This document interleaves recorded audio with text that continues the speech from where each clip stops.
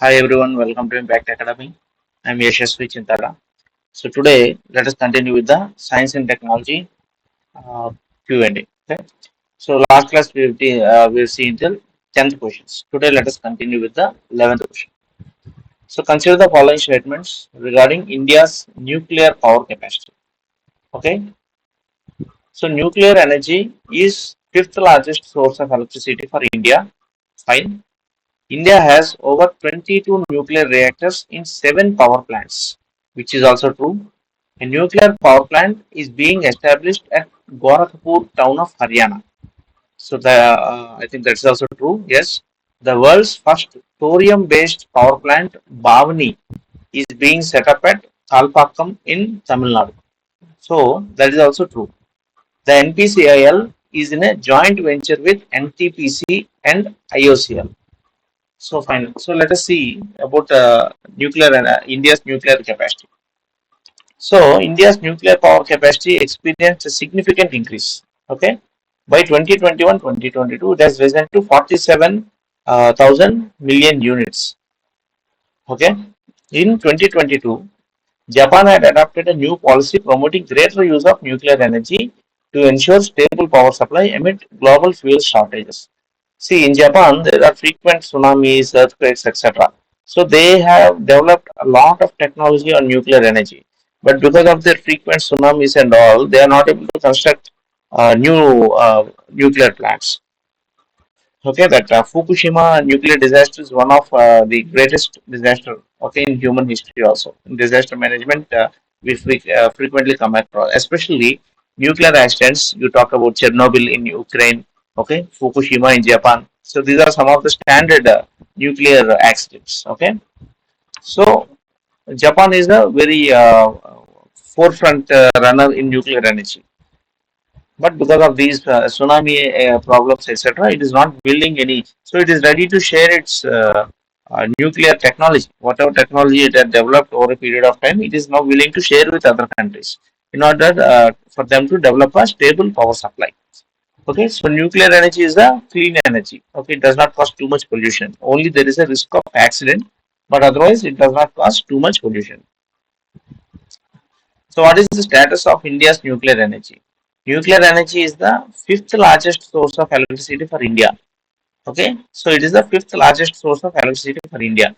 So, first we have thermal, okay, coal and all these things. Then we will have solar, wind, hydropower, all those things. And fifth largest source of electricity is in nuclear energy, and it contributes about 3% of the total electricity generation in the country. So remember all these points is very important. Okay, it is almost contributing to about 3% of the total electricity generation in the country. India has over 22 nuclear reactors in 7 power plants across the country, which produce 6,780 megawatts of nuclear power. So this is again very important. Okay, how many megawatts of nuclear power is also very important.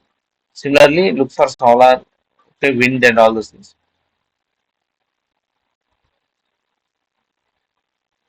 So in addition, one reactor Kakrapur Atomic Power Project has also been connected to the grid in January 2021 itself. Okay, Kakrapur, okay, it's in here Gujarat. Okay, Kakrapur Atomic Power Plant is in Gujarat. So these are the major nuclear sites. Okay, Naroda in Atomic Power, it's in UP, Naroda, and Madras Atomic, also known as Kalpakkam, is in Tamil Nadu. Kudankulam, everyone I think you frequently see it in news, right?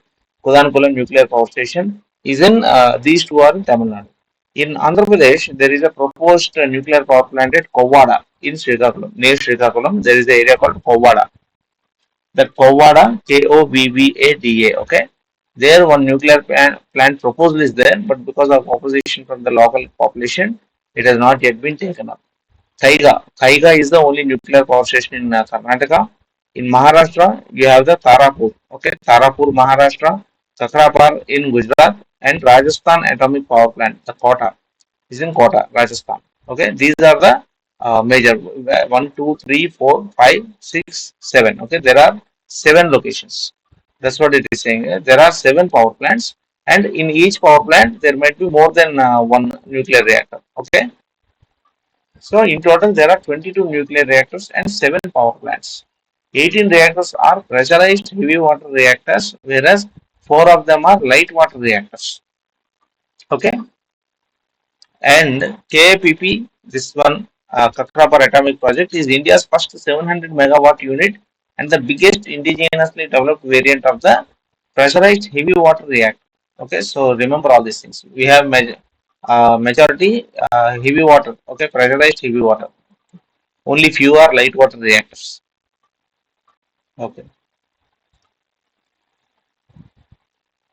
So joint ventures with several public sector undertakings have been taken up. Okay, government has allowed joint ventures with PSUs to enhance India's nuclear program. As a result, this Nuclear Power Corporation of India, which is the new authority over nuclear energy in India, is now in two joint ventures with NTPC and IOCL. Fine. So in the past, India's nuclear installations were mostly located in South India or in Maharashtra and Gujarat. You can see mostly in South. Only one is in the, two are in the northern India. Most of them are in South India, and one in Gujarat and one in Maharashtra. However, government is now promoting its expansion to other part of country. Example: upcoming nuclear power plant in Gorakhpur town of Haryana. So here in Haryana also you are going to get one. In the Gorakhpur you are going to get one nuclear power plant. So, world's first thorium-based nuclear plant, Bhavani, using uranium-233, is being set up at Kalpakkam in Tamil Nadu. So, Kalpakkam is here in the northern part of Tamil Nadu. World's first thorium-based nuclear power plant. So, India has a huge resource of thorium, but it does not have huge resource of uranium. So, that's why we are always trying to come up with technology where we can use thorium. Okay, and India's what is a three-stage nuclear program, that is also very important. Three-stage nuclear program of India is also developed based on this usage of thorium. Okay, we have huge thorium reserves, but thorium as such is not a fissile material. Okay, nuclear fissile fission is not possible in thorium, so we need a three-stage program. And world's first thorium-based nuclear power plant is Bhavani. Okay, using uranium 233 is being set up at Kalpakkam. The first plant will be entirely indigenous and will be the first of its kind. Experimental thorium plant Kamini already exists in Kalpakkam. So here in Kalpakkam there is already indigenous plant Kamini, which is a what is a indigenous and will be the first of experimental thorium plant. So experimental thorium plant Kamini is already here in Kalpakkam. Now world's first thorium based nuclear power plant. So completely based on thorium. It will also use uranium 233, which is a fissile material, and that will be at Kalpakkam. Okay, both are with Kalpakkam only.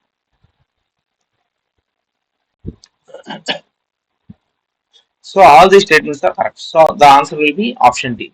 Okay, don't look at the answer before. Only after solving the question, go to the answer.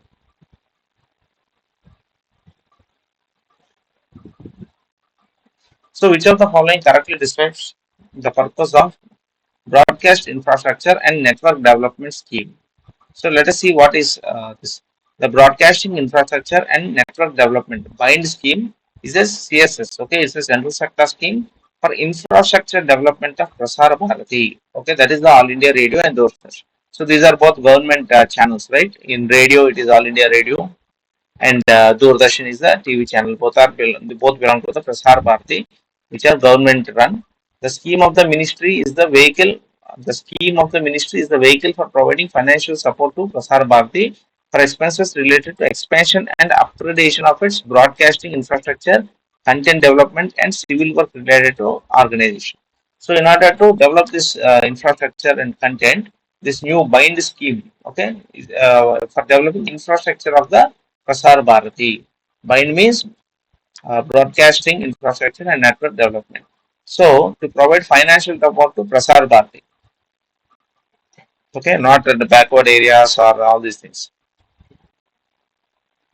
So, it is not related to electoral bonds also. So, here itself you can make out broadcasting infrastructure. Okay, that means to broadcasting obviously Prasar Bharati and to develop the infrastructure. Fine. Consider the following statements about the ISRO's SSLV D2. Okay, so let us look at what is SSLV D2. So SSLV is basically small satellite, okay, small satellite launch vehicle, SSLV, and D2 is one of this latest version. In its second attempt, ISRO has launched the smallest its smallest vehicle, okay, launch vehicle, SSLV. We have this GSLV and all these things, which are very they have very high load capacity. SSLV is a small satellite in order to launch small satellites from Satish Dhawan Space Center, Harikota. So, what is there on board of SSLV D2? It will place ISRO's Earth Observation Satellite EOS 7 and two co-passenger satellites, Janus and Ajadi Sat. Okay, so Janus is a technology demonstrator satellite built by US based Antares and India's partners XT-Links and Anand Technologies. Okay, so one is Janus and it is from Singapore, all this fine. One is Ajadi Sat 2. So Ajadi Sat 2 is a CubeSat weighing around 8 kg. Okay, girl students from rural regions across the country were provided guidance to build these payloads. Okay, these payloads are integrated by the student team of Space Kids.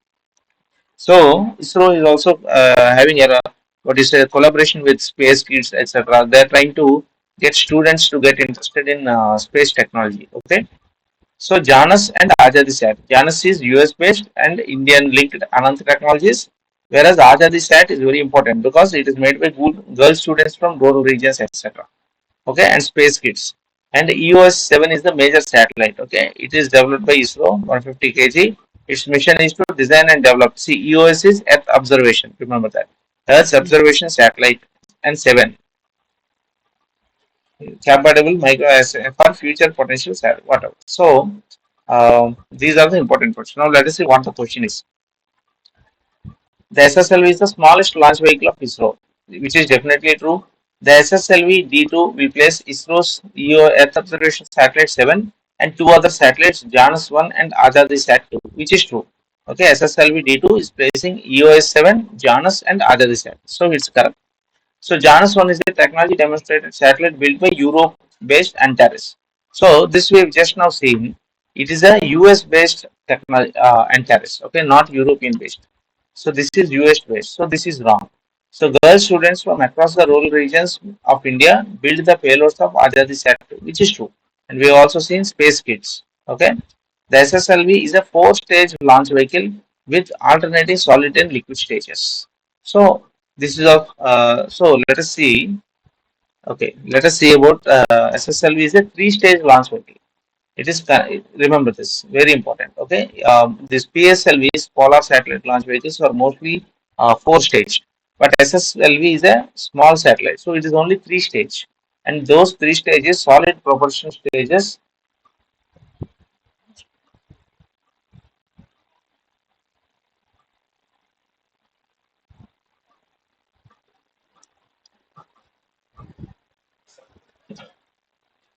So it is a three-stage launch vehicle with three solid propulsion stages and liquid propulsion based velocity trimming module.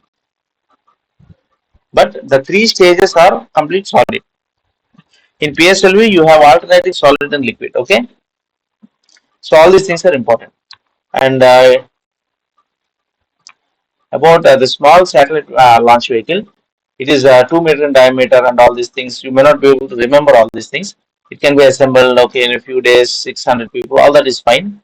Objective, it has been developed to capture the emerging small satellite commercial market because most of the other countries, for example, nearby Singapore, all these things, who those countries which do not have a dedicated space program, every time they may not have the requirement to launch a very high satellite, okay, heavy satellite. So small satellites are, I mean, most common in the market. So with this SSLV, ISRO wants to capture that market. It provides low cost access to space, offers low turnaround time, facilitates flexibility, etc. So let's go back to the question. Is saying SSLV is a four-stage launch vehicle? No, it is a three-stage launch vehicle. Alternating solid and liquid is PSLV. Okay, not SSLV. SSLV only three-stage, and it is completely propelled by three solid stages. The velocity liquid stage, liquid is for velocity trimming. Okay, not for propulsion. So when the rocket is going up, it goes up in three stages. Okay, all the three stages are complete solid fuel. So Answer is option A, 1, 2 and 4 only. Okay, 1 is correct, 2 is correct. This is Europe, this is not Europe, this is US based, so this is wrong. And this 4 is correct, and this is 3 stage. So let us look at the next question. So consider the following statements with reference to the green hydrogen mission. So the Ministry of New and Renewable Energy, not the Ministry of Science and Technology. Okay, remember this. See, we are talking about green hydrogen. So it is Ministry of New and Renewable Energy, not DST or Department of Science and Technology. So will be responsible. The Ministry of New and Renewable Energy will be responsible. The mission will result in the following likely outcomes by 2030. So this what is a green hydrogen mission is by 2030. You have to remember these things because few of them are 2030, if you are 2070, if you are 2025, okay, 2027, all those things. Development of green hydrogen production capacity of at least 5 million metric tons per annum with associated renewable energy capacity addition of about 125 gigawatts in the country. So, with the help of this green hydrogen mission, we are trying to produce or develop capacity of 5 million metric tons of green hydrogen production capacity along with uh,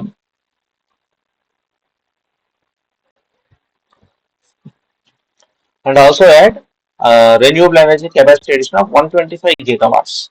Over 8 lakh crore in total investments, creation of 6 lakh jobs, cumulative reduction in fossil fuel imports of over 1 lakh crore. Okay, so this also try to remember. Fossil fuel reduction of 1 lakh crore, abatement of nearly 50 MMT of annual greenhouse gas emissions. So here you are producing 5 MMT, okay, 5 MMT of green hydrogen, and you are expecting to reduce about 50 MMT of greenhouse gas emissions because of this. Okay, green hydrogen is also relatively clean fuel. It does not cause too much pollution. So some of the components of the mission is facilitating demand creation through exports and domestic utilization. So, okay, we'll look at the statement. So facilitating demand creation through exports and domestic. So we want to use it within India and we want to send it to other countries also. This site strategic interventions for green hydrogen transition. Okay, the site program. Try to remember the full form. Strategic intervention for green hydrogen transition. This program includes incentives for the manufacturing of electrolyzers and production of green hydrogen, pilot projects for steel, mobility, shipping, etc., development of green hydrogen hubs, and support for infrastructure development and more. Okay, so all these things belong to the site. Now let us look at the question. Consider the following statements with reference to green hydrogen mission. The nodal ministry for the implementation of the scheme is not Ministry of SNT, it is Ministry of New and Renewable Energy. So this is wrong. It includes facilitating demand creation through exports and domestic utilization. So yes, it intends to produce 5 million metric tons of green hydrogen and thereby reduce 50 MMT of greenhouse gases. Okay, and how it plans to include, I mean, to improve this production is to create domestic and export also capital. So not just within India, outside India also we want to export green hydrogen. Okay, so option is answer B, 2 only. So consider the following statements regarding the NISAR mission. Fine. So it has been built by the space agency of the US and India. So it is correct. Why? Because see, in NISAR, if you observe, this is NASA and ISRO. Okay, aperture radar. So what is NISAR? NISAR is basically N stands for NASA, I stands for ISRO, synthetic aperture radar. Okay, it has received a send-off ceremony at NASA's National Aeronautics and Space Administration Jet Propulsion Laboratory, which is in California. So NISAR will be the first radar of its kind in space to systematically map Earth. Why? Because it is using two different frequencies. One is the L band and another is the S band. So on the planet surface, it is measuring changes up to a centimeter also. So this is that combination of NASA and ISRO. Okay. So NISAR has been built by US and India. Agreement in 2014. Try to remember that. It is expected to be launched by January 2024. So by now it would have been launched. So the satellite will operate for a minimum of 3 years. Okay, it is a low Earth orbit observatory. So it is going into the low Earth orbit, and it will map the entire globe in 12 days. This will map the entire globe in 12 days. So it is very fast, and it will operate for a minimum of 3 years. Okay, so it is a 2,800 kilogram satellite. So it is heavy, and it consists of L band and S band. So it's a dual frequency imaging radar satellite. So within this L and NASA is providing the L band, okay, and ISRO is providing the S band, okay. So all this S band. So remember that L is being provided by NASA, S is being provided by ISRO, okay. S, okay, S for ISRO. In ISRO you can prominently see S also, and you have an antenna, all these things, okay. ISRO, NASA work share, all these things we have seen, right? Different things. Just try to go through whatever you can remember. See, launch vehicle is GSLV, okay, spacecraft, S band, and electronics. ISRO is providing these things, and L band, high solid state recorder, okay, GPS, high data state, all these things. L based as SR electronics, etc. All these things are being provided by NASA. Okay, this NISAR produces high resolution images. It is even capable of penetrating clouds and collect data in day and night, irrespective of the weather conditions. Okay, NASA requires the L band radar for global science operations for at least 3 years. ISRO will utilize the S band for a minimum of 5 years. Okay, so minimum is 3 years, but we will use it for 5 years. So, consider the following statements regarding the NISAR mission. It has been built by the space agencies of US and India, which is true, and agreement signed in 2014, that is true. It will be launched in year 2025. No, it is wrong. It will be launched in year 2024 from the Satish Dhawan Space Center into a near polar orbit. So, where was it being launched? Low Earth orbit. Okay. It is going to be a near polar orbit. It is expected to be launched in January 2024 from Satish Dhawan Space Center into a near polar orbit. And that is also going to be a low Earth orbit observatory. So, only this 2025 is wrong. Rest is correct. 2024. The satellite will operate for a minimum period of 3 years, which is true. These are India will operate it for 5 years, but US will operate it for 3 years minimum. Beyond that, it is okay. NISAR will map the entire globe in 12 days, which is true. We are seeing up to 1 centimeter. NASA will provide the S band radar, while ISRO will provide the L band. No, this is wrong. Okay, we said SS, right? ISRO will provide the S band, and NASA will provide the L band. So, 1 is correct. Okay, 2 is wrong, 3 is correct, and 4 is correct. So, 1, 3, and 4 only. Option B is the right answer. Fine. So, consider the following statements with reference to the Joshimath. Okay, frequently it is in news, right, for land subsidence. It is in the Kumaon region of Uttarakhand, which is true. Okay, it is in the Kumaon region of Uttarakhand. So, see, Kumaon, it is Joshimath is in Uttarakhand, but it is not in Kumaon region. Okay, Joshimath is located at a height of 6,000 feet in the Chamoli district of the Garhwal region of the Uttarakhand. Okay, it is in Uttarakhand, but it is not in Kumaon region. It is in Garhwal region. Usually, when we see Himalayas, also you get this term Kumaon Himalayas. Okay, that Himalayas, which part is in Uttarakhand, is called as Kumaon Himalayas. Okay, but it is not in Kumaon region. It is in Garhwal region of Uttarakhand, in Chamoli district. It falls in the zone 5 of the seismic zone map of India. So, if you look at the seismic zone map, in Andhra Pradesh, there is only zone 2 and 3, but zone 5 means highly prone to earthquakes, etc. So, it is a high risk. Okay, that's why we are having this land subsidence. Lot of cracks have appeared all over the city, town. Okay, it's a temple town. Before going to Kedarnath or Badrinath, usually the pilgrims take a break at Joshimath, and it is in the high risk zone of zone 5. It is vulnerable to landslides. Okay, so people going to this Himalayas, okay, Kedarnath, Badrinath, Guru Govinda, etc. All these things, Valley of Flowers. So people going to all these locations usually take a break at Joshimath. Okay, so that is why tourism has developed a lot.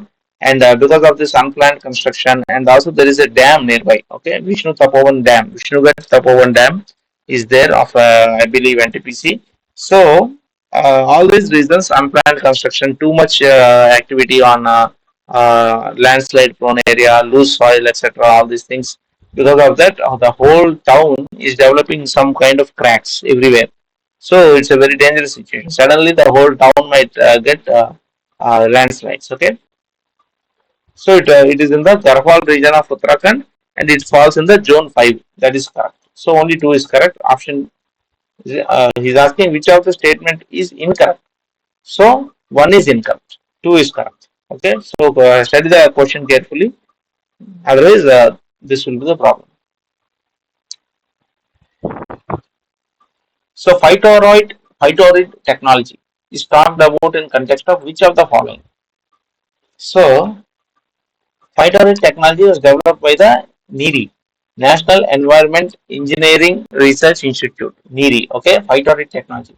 It is a self-sustainable technology for sewage water treatment that works on principle of natural wetlands. So what it does, it uses certain specific plants that can absorb nutrients directly from wastewater but do not require soil. So these plants act as nutrient sinkers. So basically, phytorid technology is by using these certain type of plants which can absorb this sewage in the wastewater. We are able to treat the sewage water. So sewage treatment. Phytorid technology is not a vaccine or GMO or anything. It is sewage. So C is the option.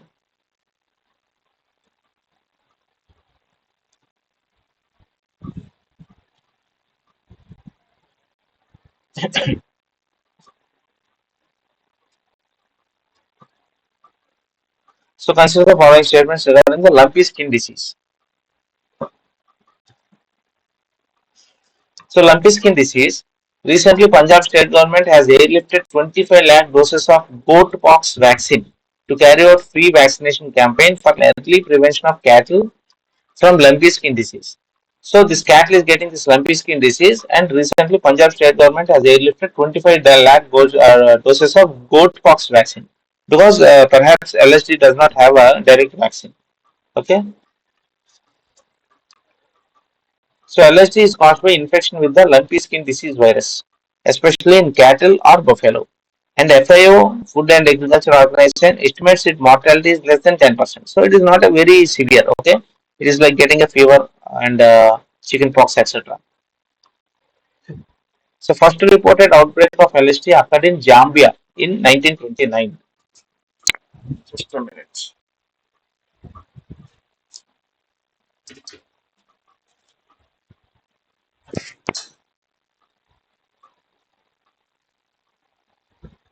So,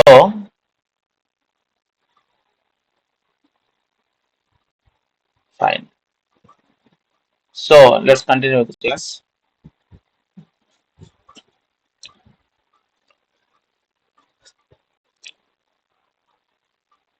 So it first occurred in Kenya, okay, Zambia, mostly in Africa.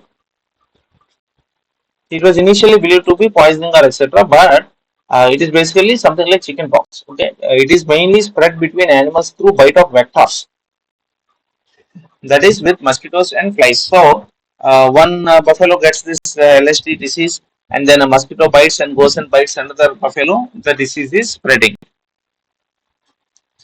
Symptoms is fever, discharge from the eyes, nose, drooling, and blisters on the skin, like chicken pox. Okay, it affects it, animals will lose their appetite, will not be able to eat properly, and obviously it will affect the milk production and also the food security of the nation also. So that is why LST is a important disease. We need to create a proper vaccine and take care of our cattle.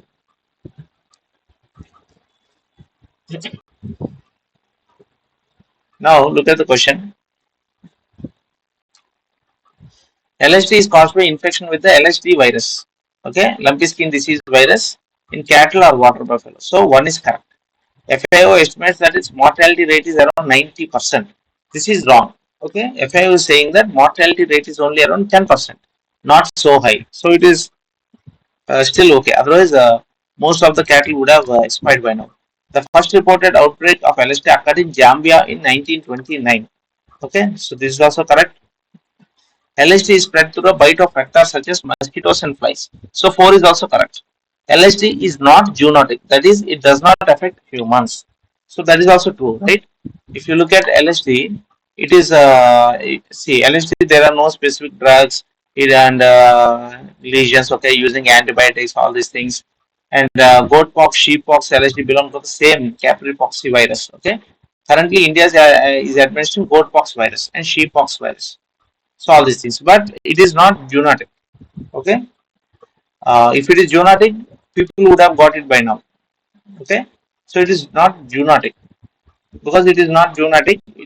It will not spread to people, so it is not.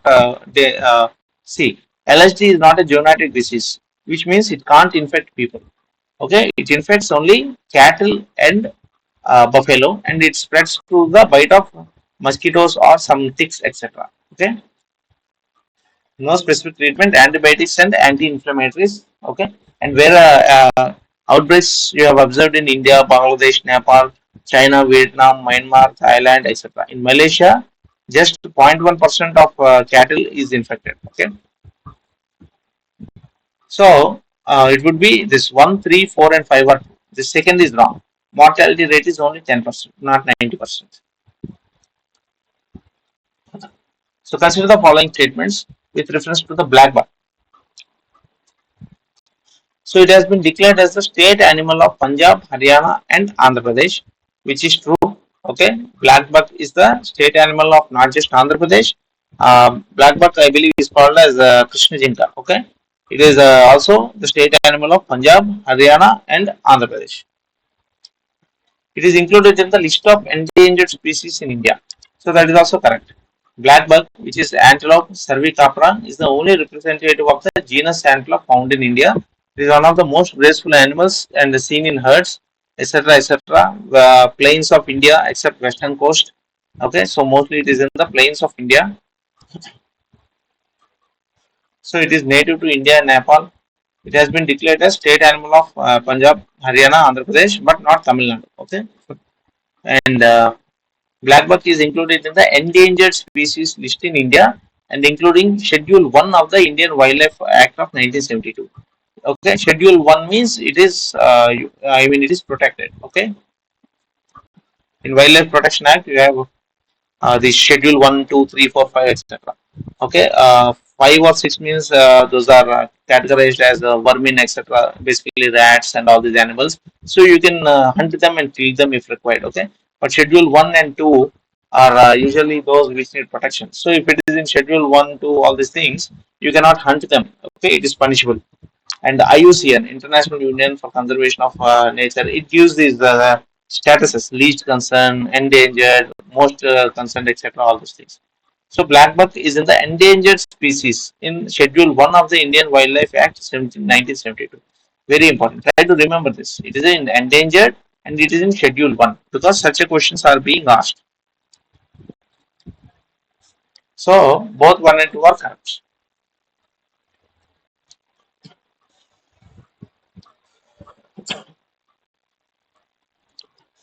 So which of the following are the initiatives taken up by the Indian government to eliminate trans fats? So Eat Right Movement, Swachh Bharat Yatra, Heart Attack, Rewind. So all these are what you can say they are some of the campaigns to eliminate trans fats. Now let us look at what is what. So a new report from the World Health Organization, it found that 5 billion people globally remain unprotected from harmful trans fats. 5 billion people globally. And global elimination of industrial produced trans fats. So mostly these chips, okay, burgers, chips, and all these pizzas, etc. They are containing a lot of trans fats, and there is a target of eliminating for 2023, which I'm sure it didn't happen because even today you can see everywhere.